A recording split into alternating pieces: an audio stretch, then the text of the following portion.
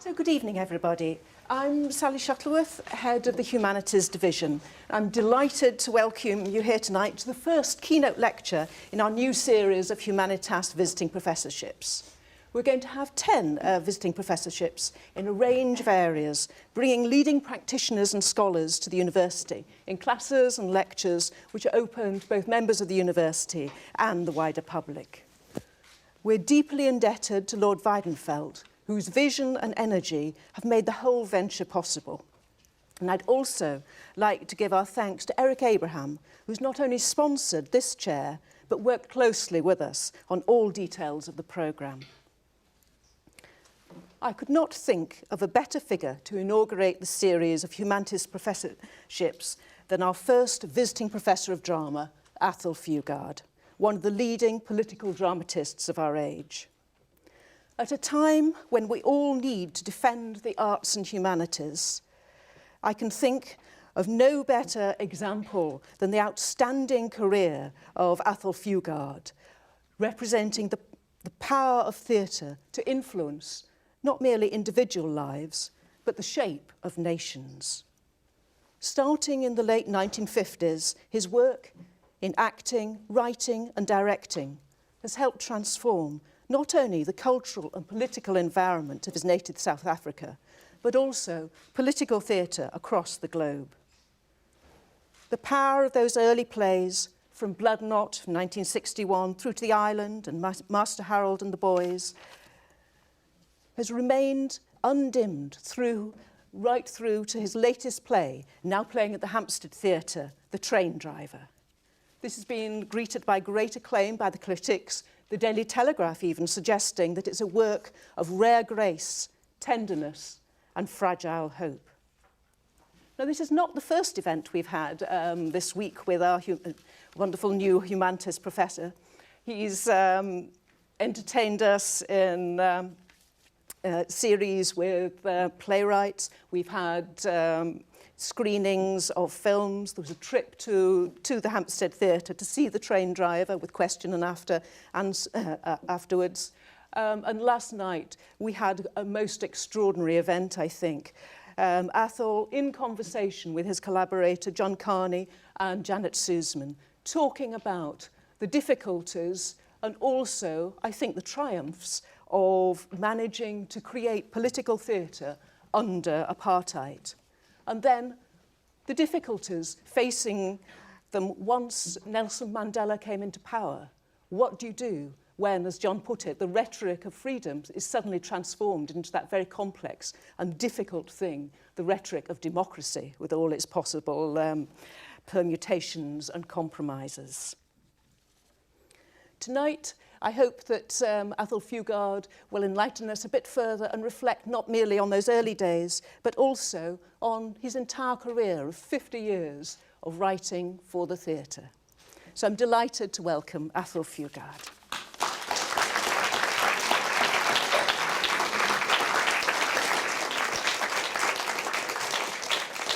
Thank you. Thank you.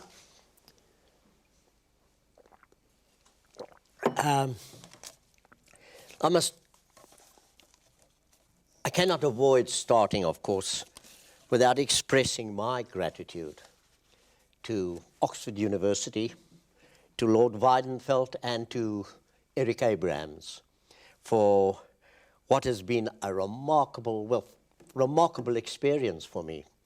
The past 3 days, or 4 days, was it? I don't know, 3 days, time seems to have stopped. I just lurched from one encounter to another, but each and every one of them has left me powerfully enriched. I can't tell you, and I think I can't say anything more higher praise of my time spent here than it has left me in the right way, eager to return to the table waiting for me in Southern California, San Diego, where there is a pen, a bottle of ink, and a lot of blank paper. And I just feel so enriched by this experience that I'm almost eager to start all over again. Anyway, so thank you. Thank everybody. Thank you, Eric. I don't imagine Lord Weidenfeld is here, but I hope somebody will tell him that I said so. Attend to the train driver. Good. Now, I've taken liberties with this occasion. It's been billed as a inaugural lecture. Now, what I'm going to share with you, I don't think merits a title as lofty as that, but I hope you won't be disappointed. What I'm going to share with you are what I have called, for the purpose of this evening, defining moments. Moments in my life that have made me not only the man I am, but the writer I am. As I stand here talking to you, I am 78 years old. And the first defining moment of all came before I was born. And it was when I think I would be accurate in describing her as a semi-literate young woman from the Karoo, a desert region in the heart of South Africa, when she fell in love with a English-speaking jazz pianist in Port Elizabeth. The woman was Elizabeth Magdalena Potgieter, my mother, and the man was Harold David Lanigan Fugard, my father. The union of those two people irrevocably shaped me and my writing in two major respects. The man gave me one of the most powerful and wonderful tools a writer can have, the English language. And the young woman matched that gift with the soul of an Afrikaner. I am an Afrikaner writing in the English language. And I think that fact explains so much of my work. Prompted by that thought, I sat down, I think it was the night before last, and just went through the plays I have written and tried to count the number of the identity of the main principal male characters in my play. And I think without exception, every one of them had an Afrikaans name. And I think that says everything. That says everything. A good friend of mine, now dead, Jan Rabie, an Afrikaans writer, once said to me, having read one of my new plays, "Here Athol, jy het jou stukke geskryf voordat jy hulle, jy het jou stukke vertaal voordat jy hulle geskryf het," which means you translated your plays before you wrote them, meaning they should have been in Afrikaans. And I take his point, but of course there was before me another wonderful Afrikaner, a great, great storyteller called Herman Charles Bosman, and he also wrote in English. As time went by, however, the union between my mother and my father also brought with it further birthday presents. My father, in addition to being the leader of Port Elizabeth's very popular orchestral Melodians, that was the name of his band, he was physically handicapped by the loss of one leg, and also an alcoholic. But in addition to all of that, also a wonderful storyteller. There used to be a time when he could spin a yarn as deftly as he tickled the ivories. That was more or less the language he used, spinning a yarn and tickling the ivories. Many were the candle-lit hours in the middle of the night when, as a still small boy, I tried to massage away the pain in the stump of his missing leg, only to be then later rewarded when the pain and the cramp had passed, with a retelling, in abridged version, of course, of all the wonderful books he had read in his youth. Call of the Wild, Hound of the Baskervilles, King Solomon's Mines. Music and storytelling. Could any young aspiring writer ask for better birthday presents? And then my mother, an Afrikaner, as richly, deeply rooted in the South African soil as any of our many other South African identities. But there was something more. By the grace of whatever God you choose to believe in, she was endowed, this simple woman from the Karoo, awesome woman was endowed with a natural sense of justice. And it was that sense of justice that led her eventually to look at the world around her and see what was happening to people in the world around her, particularly people of color, the coloreds and the Africans, and to realize, it led her to realize that there was something seriously wrong with the country, radically wrong. She passed those doubts and questions on to me when I was still a young boy. It was a shared comradeship that we had.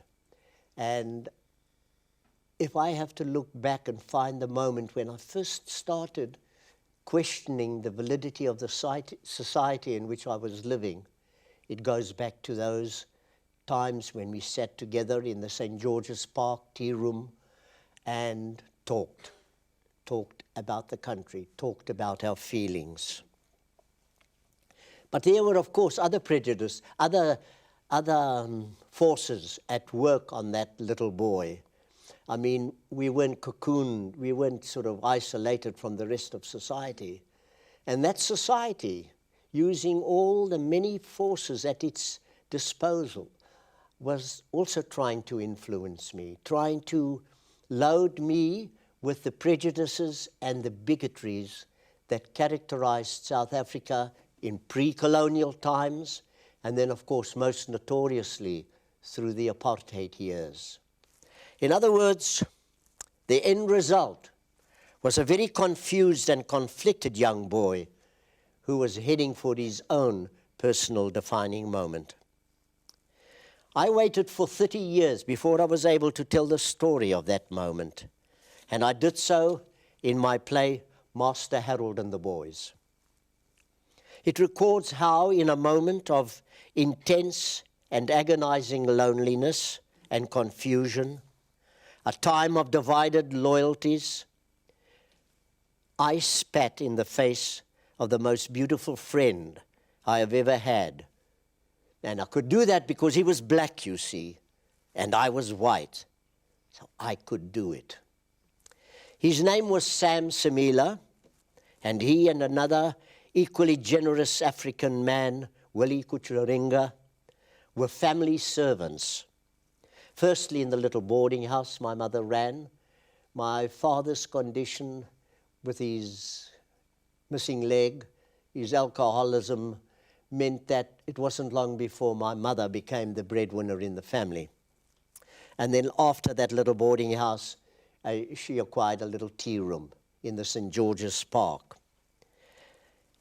In writing this play, and that incidentally was the setting for the defining moment. In writing this play, Master Harold and the Boys, I tried very hard to portray as accurately as I could the remarkable spirit of those two men. Sam, in particular, his passion was ballroom dancing, and his passion for it, I discovered, was based on a vision of a better world than we found ourselves in. He tried to explain it to me as we sat in the empty tea room on one very wet Port Elizabeth afternoon. My school homework for that day was to write a 500-word essay, or as we called it, a school composition, on a local event of cultural or historical significance. I had decided in a very early demonstration of my capacity for defiance, for wanting to be different, to take as my subject the ballroom dancing championships in New Brighton, our main black township. Sam, who had competed in it many times, was helping me with it, giving me a vivid and colorful description of the event. The decorations and colored lights all around the scenery hall wall, the big jazz band on the stage, the master of ceremonies introducing the judges, and most important of all, the ladies in beautiful sequin dresses with their partners in tuxedos and tails out on the dance floor. At one point I asked him if a competing couple lost any points if they bumped into another couple on the dance floor. Both Sam and Willie, who also shared Sam's passion for ballroom dancing, had a very good laugh at my expense. And this was Sam's reply. There are no collisions out there, Hallie. Nobody trips or stumbles or bumps into anybody else. That's what that moment is all about. To be one of those finalists on that dance floor is like being in a dream about a world in which accidents don't happen. Little boy is deeply moved and impressed, and he says, Jesus, Sam, that's wonderful. That's beautiful. Of course it is, says Sam. That's what I've been trying to say to you all afternoon. And it's beautiful because that is what we want life to be like. But instead, like you said, Ellie, we're bumping into each other all the time. Look at the three of us this afternoon. I've bumped into Willie. The two of us have bumped into you. You've bumped into your mother. She's bumping into your dad. None of us knows the steps, and there's no music playing. And it doesn't stop with us. The whole world is doing it all the time. Open a newspaper and what do you read? America has bumped into Russia. England is bumping into India. Rich man bumps into poor man. Those are big collisions, Hallie. They make for a lot of bruises. People get hurt in all that bumping. And we're sick and tired of it now. It's been going on for too long. Are we never going to get it right? Learn to dance life like champions instead of always being just a bunch of beginners at it? Hallie, the little boy, again deeply moved. You've got a vision, Sam. Not just me, says Sam. What I'm saying is what I'm saying to you is that everybody's got it. That's why there's only standing room left in the Centenary Hall in 2 weeks' time. For as long as the music lasts, we are going to see 6 couples get it right. Get it the way we want life to be. That was Sam. Now, how else could I deal with the problem, the torment of wanting him, a servant, a native, a Kaffir? How could I possibly want him to be my father? Because I did. But I already had one. And though he was weak and a bigoted alcoholic and hadn't played the piano for a long time, and on every possible count he had failed me as a role model, I loved him. I really loved him. So I spat in Sam's face. Did he, in response, though, give me the thrashing I deserved? It would have certainly cost him at least his job because, how dare he strike a little white boy? No.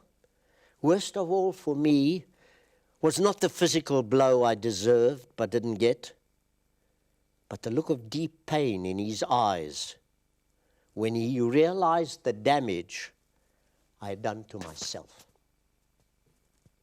Not to him, but to myself. And he knew that in so doing, I was heading for a reserved and permanent seat on the park bench marked whites only. This was his response as he wiped my spittle off his face. You don't know what you've just done, Master Harold. It's not just that you've made me feel dirtier than I've ever been in my life. How do I wash off yours and your father's filth? I've also failed. A long time ago, I promised myself I was going to try to do something, but you've just shown me, Master Harold, that I failed. I've also got a memory of a little white boy when he was still wearing short trousers. We'd been exchanging memories, and this is his. And a black man, but they're not flying a kite. It was the old Jubilee Day. That was the boarding house. After dinner one night, I was in my room down in the basement. you came in and just stood against the wall, looking down at the ground. And only after I'd asked you what you wanted, what was wrong, I don't know how many times, did you speak. And even then, so softly, I almost didn't hear you. Sam, please help me to go and fetch my dad. Remember? He was dead drunk on the floor of the Central Hotel bar. They'd phoned for your mother, but you were the only one at home. And you remember how we did it? You went in first by yourself to ask permission for me to go into the bar, because I couldn't just walk into a bar. I'm a black man, Hallie. You went in first by yourself and got that permission. Then I loaded him onto my back. I went into the bar and loaded him onto my back like a baby and carried him back to the boarding house, with you following behind, carrying his crutches. A crowded Main Street, Hallie, with all the people watching a little white boy following his drunk father on a nigger's back.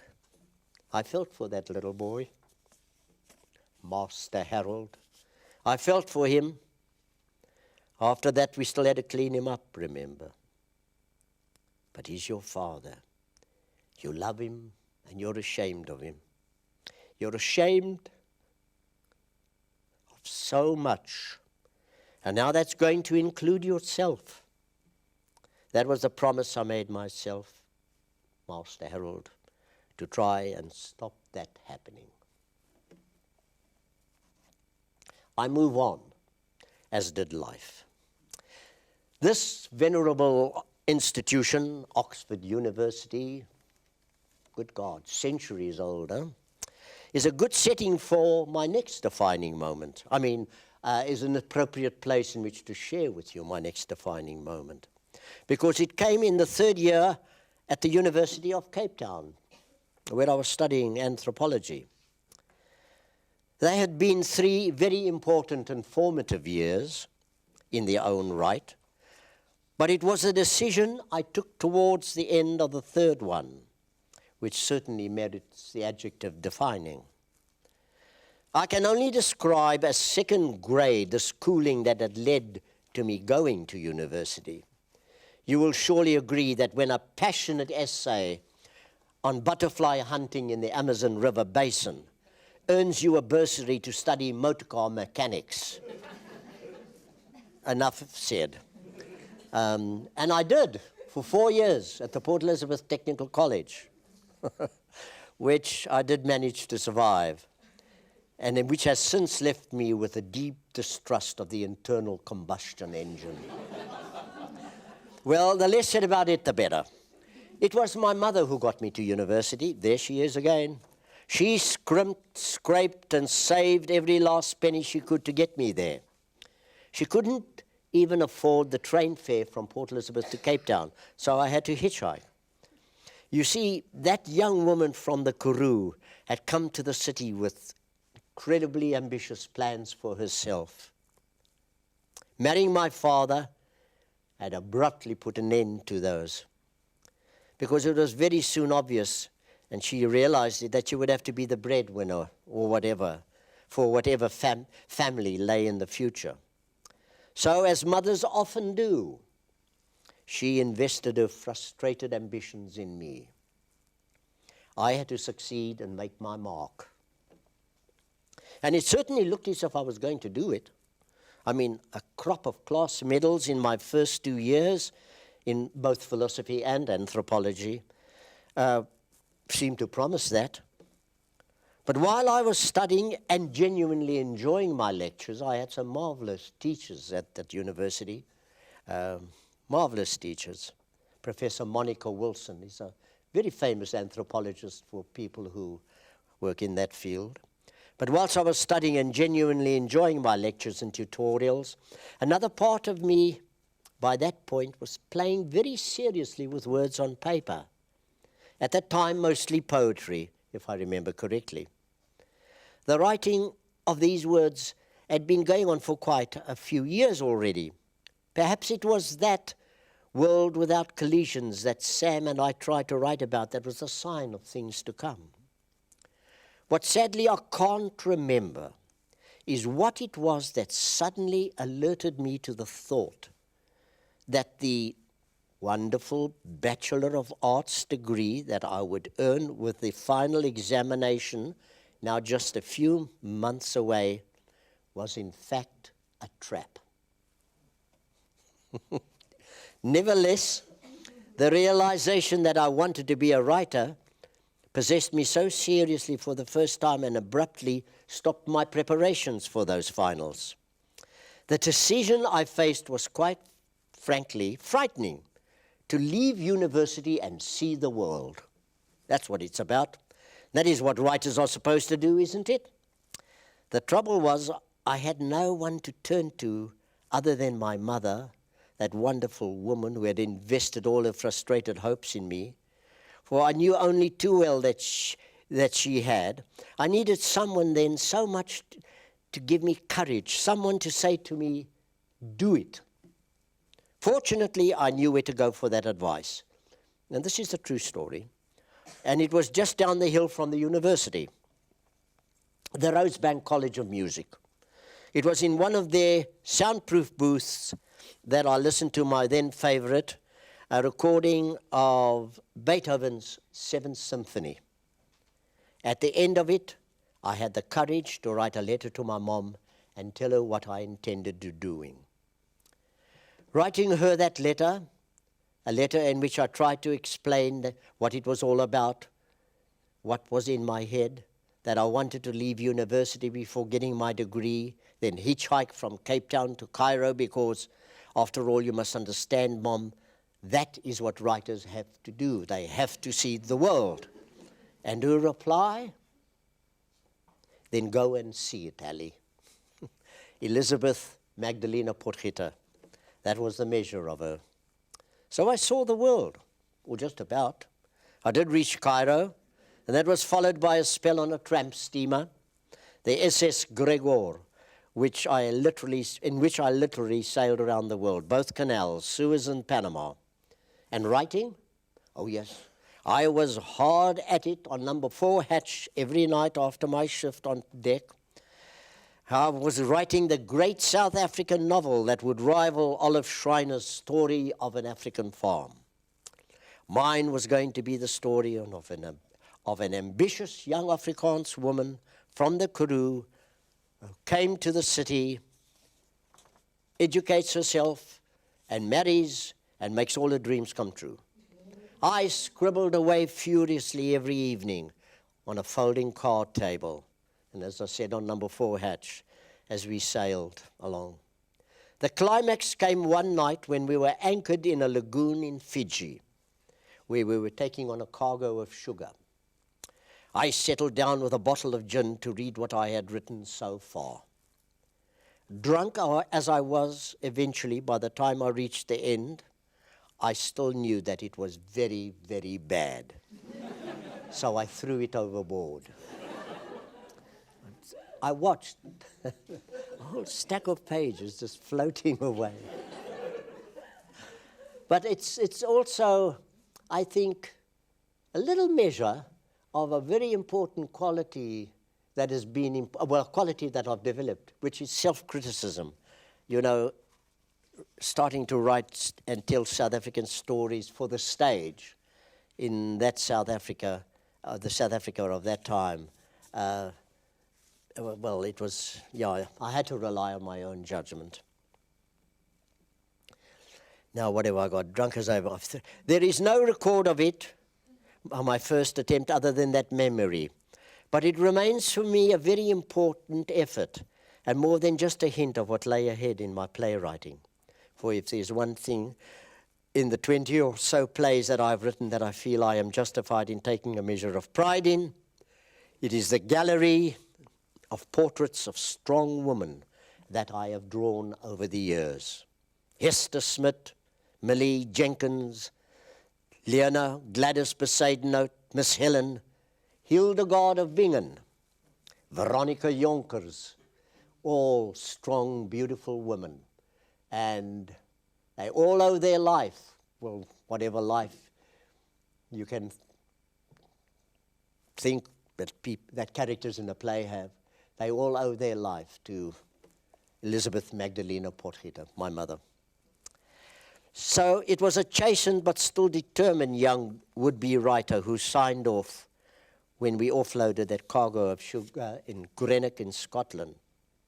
When I eventually got back to South Africa, I chose the one option open to me, my unshaken determination of writing my career still very strong and firm.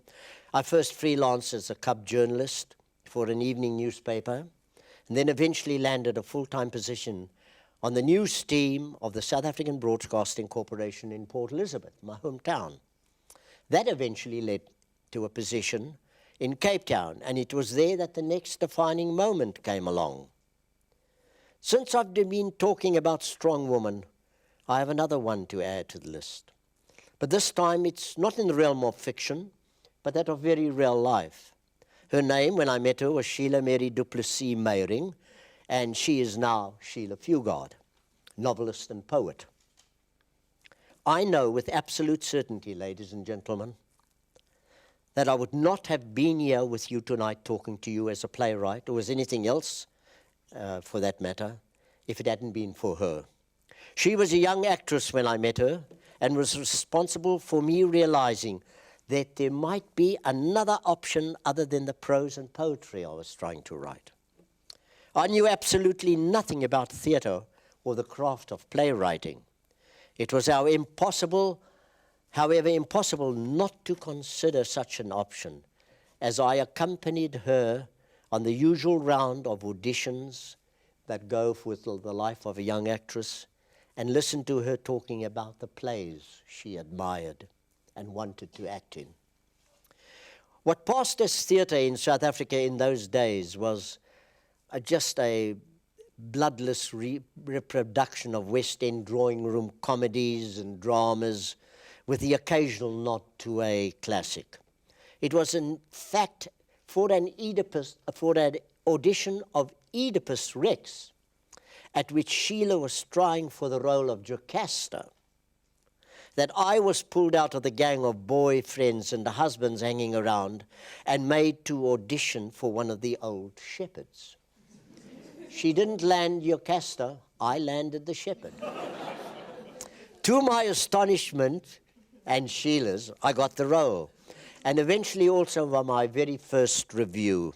It appeared in the Cape Times and suggested that if I had hopes for a career in theatre as an actor, I should start by taking lessons from the gnarled old, crooked old stick I was leaning on when I shuffled on stage. It was Sheila, however, who put me through a crash course in the basics of theatre. My ignorance was truly appalling. There was no theatre in Port Elizabeth when I grew up, nothing. Equally important, however, to the playwright was the role I had unexpectedly landed. It meant that through the rehearsal period and then the 4-week run, I was given the opportunity to study the workings, the nuances of what is surely, if not the greatest, one of the greatest plays ever written, Oedipus Rex.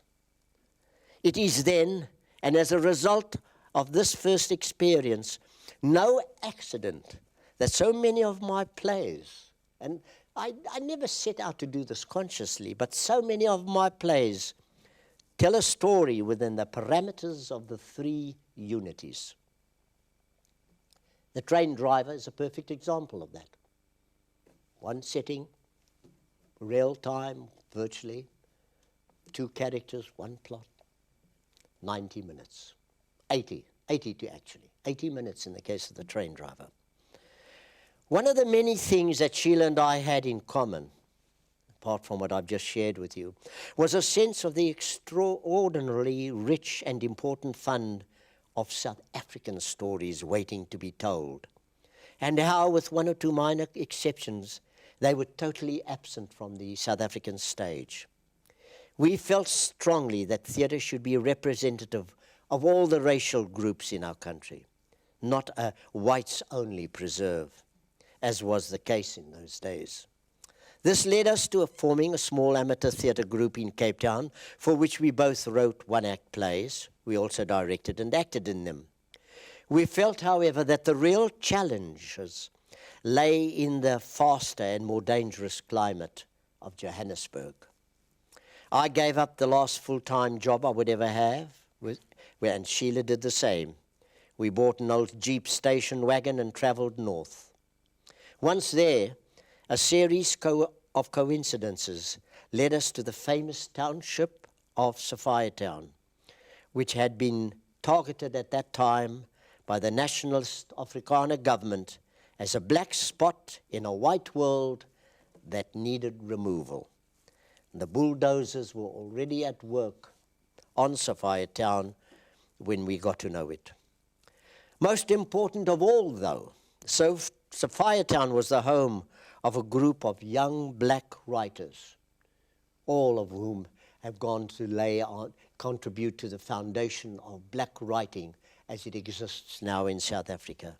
Their names are legendary: Lewis Nkosi, Bloke Modisani, Can Temba, Nat Nakaza, to name just 4 of them who became close friends. We got to know them all, and with their encouragement formed a drama group which, apart from Sheila and myself, was made up of black men and women who had no experience of theatre but were desperate to use it to speak out about their lives and tell their stories. The powerfully gifted Zakes Mokai, who eventually reached Broadway as a Tony Award-winning actor in Master Harold and the Boys, was one of them. When I first met Zakes, in the context of the Actors Workshop, the group that we had formed, he was a jazz musician in the Trevor Huddleston Jazz Band. And it was for this group that I wrote what I consider to be my first full-length apprenticeship play, No Good Friday, followed by another one, Nongogo. They still get staged from time to time in South Africa and have proved very useful in the training of young actors. This definitive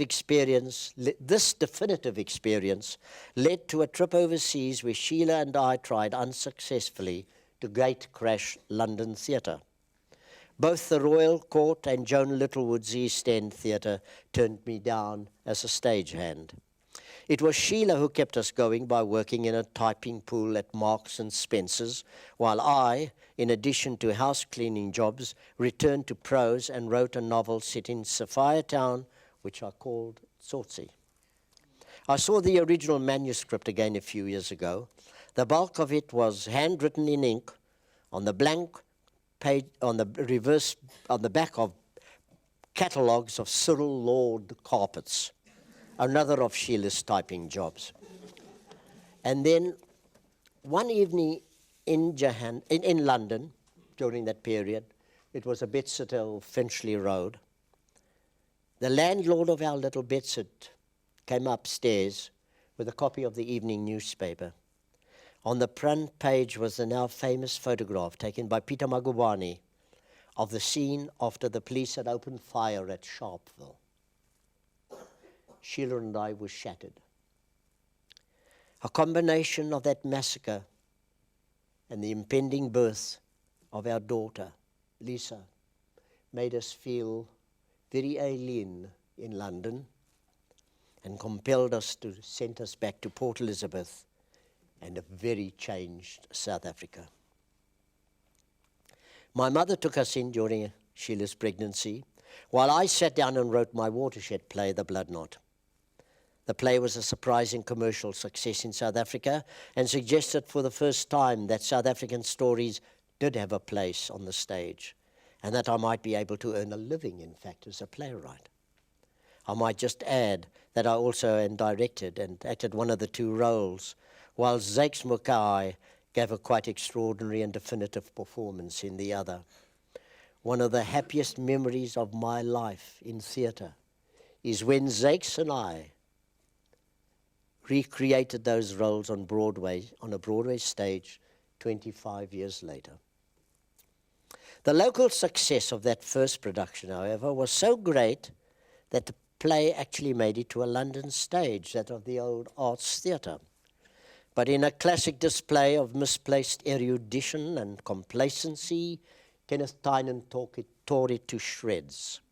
A very challenging experience, which I tried to deal with by returning home, licking my wounds, and settling down to write another one. The South African critics who had praised the play lavishly on its first appearance now proceeded to examine my failure overseas and give me the worst possible advice. I was too specific, they said, too regional.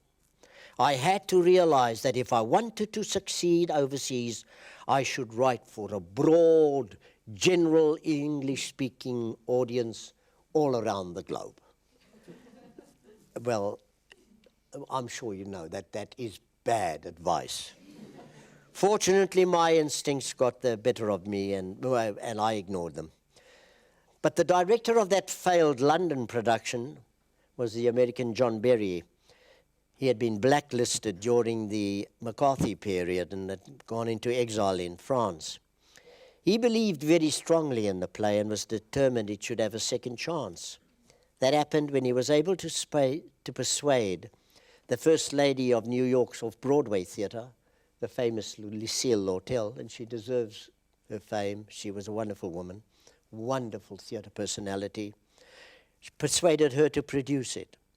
John enlisted a wonderful cast for that first American production in the Cricket Theatre, James Earl Jones and J.D. Cannon. It was a huge success, and as to this day remained one of the regulars in the American regional theatre season. Apart from the unexpected bonus of regular royalty checks, it finally led me to my first visit to New York. It was a very heady and very seductive experience. I was feted, invited onto a couple of TV shows, and the cherry on the top was that I moved into Miss Lucille Lortel's apartment, a flat at the top of the Plaza Hotel. Of course, it eventually all came to an end when I returned to Port Elizabeth and my family. That was as sobering an experience as the other one had been intoxicating. And in the first few weeks of being back, I had an experience for which I remain to this day most humbly and most profoundly grateful. It gave my life and my writing its major compass bearing. Whenever I think about it, I remember a poem by Kavafi, The City. I want to read it to you.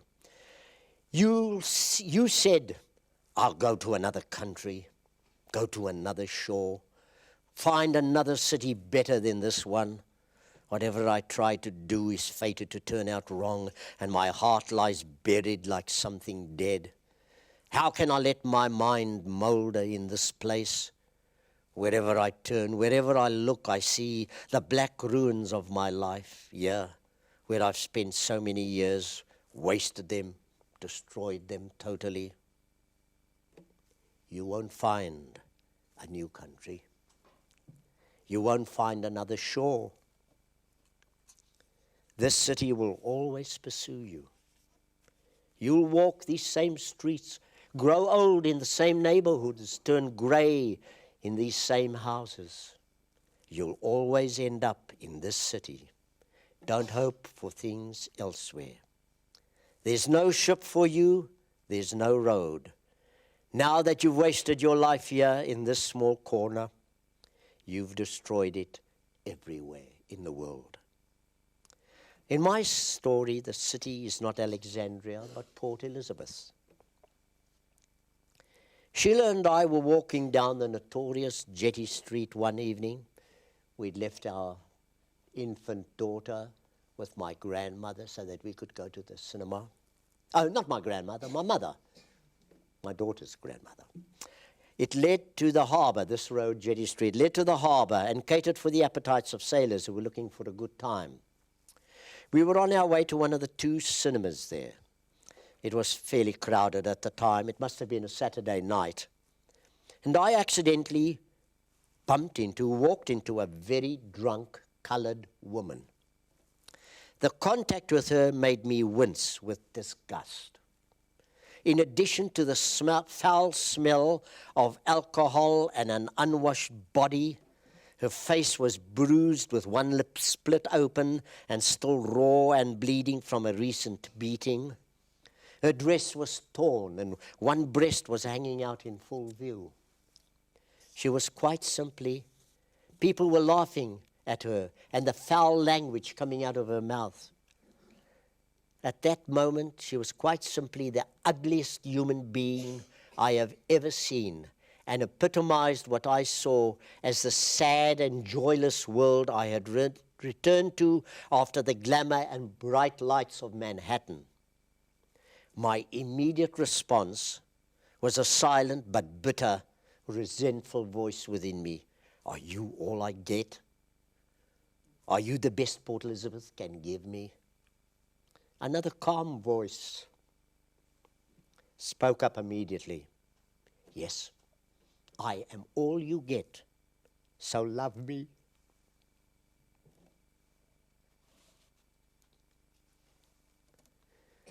Yes, I am all you get, so love me.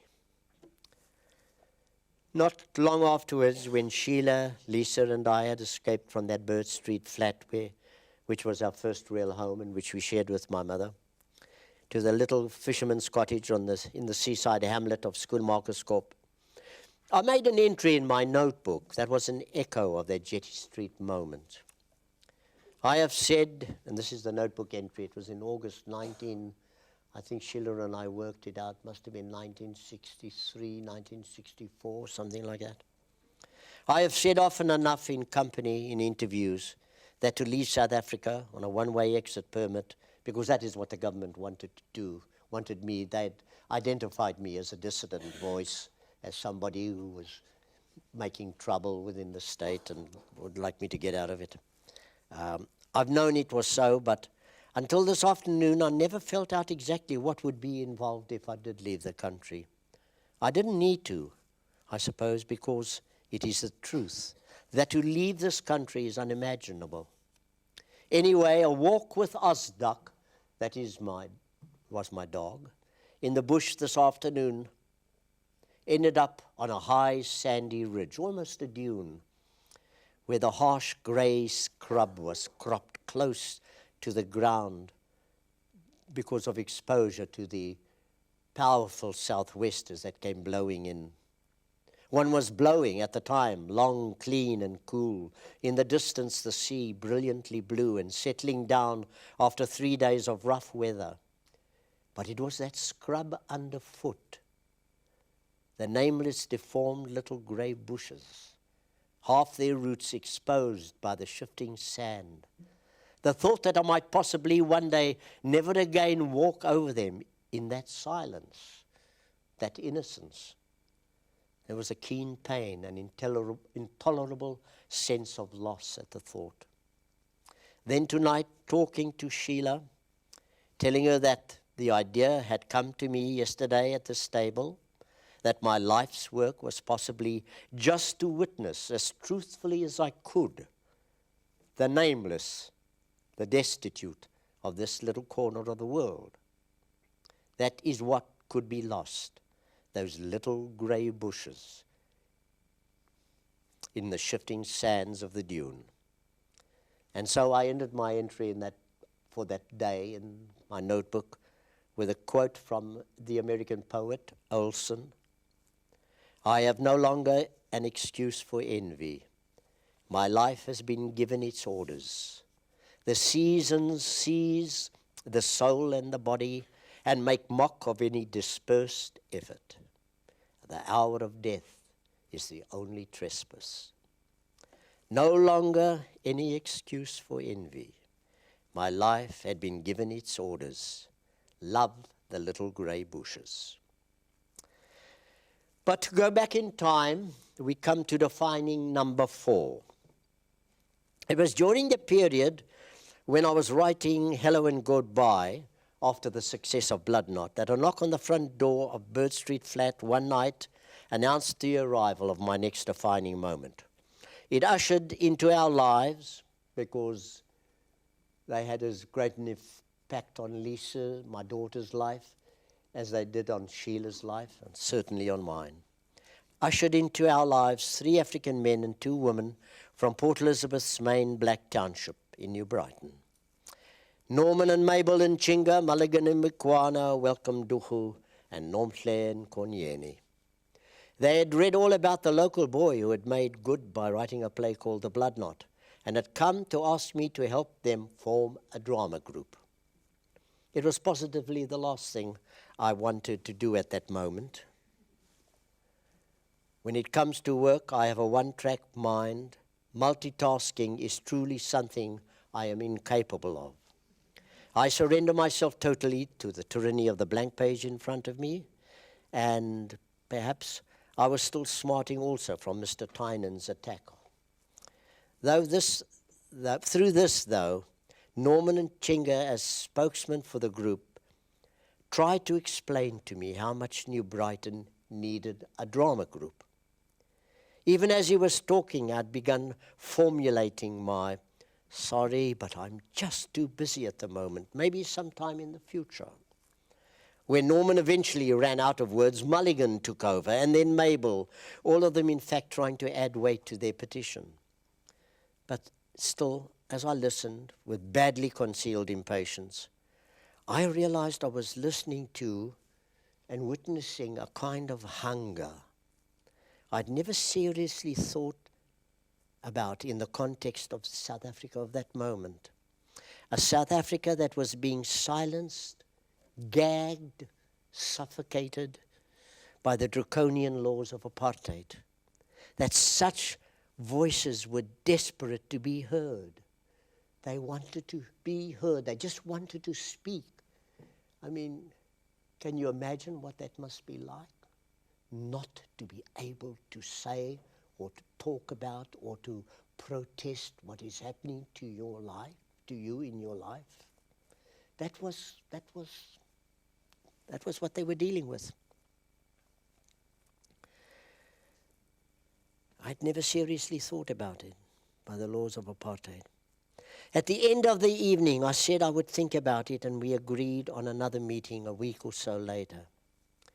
It was really the result of my chronic inability to say no, my guilty white liberal conscience, that at the second meeting, I agreed to help them start a drama group. After thinking about it, I decided to adapt for our first production Machiavelli's The Mandrake, adapted to a New Brighton setting. And we were initially scheduled to give our performance in the abandoned snake pit of the defunct Port Elizabeth Museum. We decided, because of that, to call ourselves Serpent Players. The Cure, as we renamed Machiavelli's glorious romp, was a huge success. And what surprised me, however, that it didn't seem to satisfy the group. I had fully expected them to ask me to find another raunchy little comedy for our next production, but that wasn't the case. Norman once again took the lead in explaining that what the group really wanted was to do plays that were relevant to the many and real problems they faced in their daily lives. Lives which were being viciously circumscribed by the apartheid laws the government was putting on the statute books. Such laws which shackle their lives to the official stamps and endorsements in that much-hated passbook that they had to carry around, little identity document with their photograph in it, and the stamps in that book determined everything in terms of their life. You might have heard John Carney talking about it the other night. The stamp decided whether you could live and work in the city. Another stamp decided whether your wife could come to you or you could go to her. Every aspect of your life in that horrible little book. The Sharpeville Massacre was started because a group of people had finally reached breaking point in terms of that horrible little book. And they had organized a protest demonstration in which they threw their books onto a fire and burnt them. And that was when the police opened fire. All right. I had no trouble, given what they had said to me, in finding the right play for our next production, Sophocles' Antigone. And their response to that timeless classic about rebellion against unjust law, edict, proclamation in the case of Creon, was exactly what they wanted. And why? Because they wanted to speak out aloud and be heard. They wanted to break through the conspiracy of silence that was strangling their lives. And what they had come to realize was that it was theatre that could give them a voice, and that they could speak and truly be heard. For me personally, it was a lasting lesson about the role of theatre in a repressive society. It made me acutely aware of the moral obligation that I, as a playwright, had to face up to in the South Africa of that day. Serpent Players paid a heavy price for its political commitment. It wasn't long before the special branch was alerted to our existence, or as they saw it, the existence of a subversive New Brighton group who, under the disguise of doing plays, were in fact inciting people to rebellion. They suddenly started turning up at our rehearsals, staking names and addresses, confiscating copies of the plays we were working with, and eventually taking away members of the group, detaining them, who then disappeared off the face of the earth. 1 month, 2 months, sometimes 3 months, only to reappear later, 3 months later, in a remote courtroom where it was impossible to get defense lawyers to go and protest and handle the case, to appear in that courtroom before a biased judge, charged with trumped up charges, obviously found guilty, and bundled off to Robben Island. 5 of the group landed on Robben Island and kept near Nelson Mandela Company. And it was, in fact, a member of the drama group on Robben Island who, frustrated because he couldn't be there for the final event, which was the performance of Antigone in New Brighton, arrested before that. He was playing Creon's son, Haemon, Sharky. He decided he would give a potted version of Sophocles' immortal classic in the prison concert at the end of the year. And he did a 15-minute version of Antigone. Excuse me. And that led John Carney, Winston Chawner, and myself, a couple of years later, to devising the play, The Island, which ended up in the West End, ended up on Broadway, and was a massive rallying point within the country itself. I could go on and on and on, because the catalogue of defining moments and their influence on me is a very long one. But I'm going to end with what I have called the defining moment that wasn't. And the defining moment that wasn't, because I thought it was going to be, was on a very hot day when Sheila and I were 2 of the people, of the millions of people in South Africa, who took up their places in a long queue to go and cast our votes in our first ever free election. We were going to elect a government fully representative of everybody in the country. Nelson Mandela was already out of jail. The ANC was unbanned. It was a moment of unbelievable euphoria. I mean, come on now, has there been a drama? Maybe breaking down of the Berlin Wall, it was an event as huge as what happened to South Africa. To have turned our back, not by way of guns and bullets, they were there, but you know, they only pushed us a little bit. What really turned the corner in South Africa was men sitting around a table and talking, enemies talking to each other, dialogue, the theatre. Because that is what Nelson Mandela did.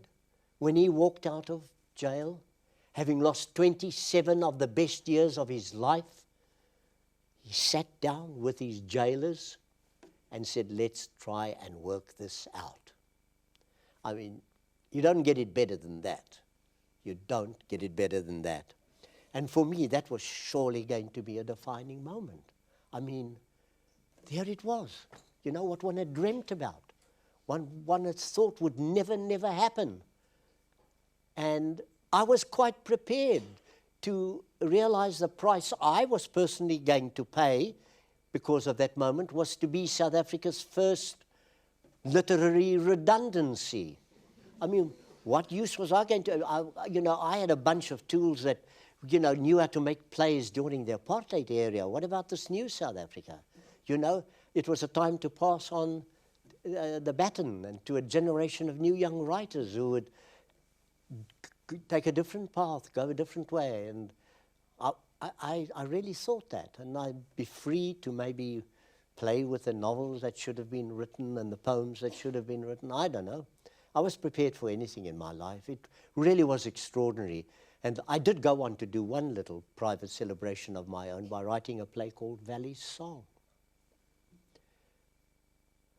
A few years later, and it was a play in which I literally said, I believe in the future. And 5, 6, 7 years later, I was compelled to write a play called Coming Home. Valley's Song is the story of a young girl in a small little village who's got a beautiful voice and dreams that the new South Africa, with the new opportunities it offers to everybody, she dreams that she's going to leave this little village and go to the city and make a success of her life as a singer. In my second play, I send her back to that village with a little child and AIDS. She has got AIDS and is dying. And I wrote that second play because by then a sense of betrayal, disillusionment had settled in. I can't believe that the audience I'm talking to tonight is not aware that things aren't too well, to put it mildly, with my country. That the degree of corruption, I mean, if you want a list of what is happening and what troubles me, we can start with corruption, we can start with the government's connivance with Mugabe in terms of what he's done to his people. South Africa could have put a stop to what has happened in Zimbabwe, to the brutalization of black and white by Mugabe and his police and army. We could have put a stop to that years ago. The most he got from South Africa was a slap on the wrist. It's so wrong, so morally wrong, what Mbeki and Zuma in his turn now have done as regards Zimbabwe. And now we're kicking out the thousands of Zimbabweans who fled into our country to look for shelter. We're shipping them back into Zimbabwe. There have been outbreaks of xenophobia in our country.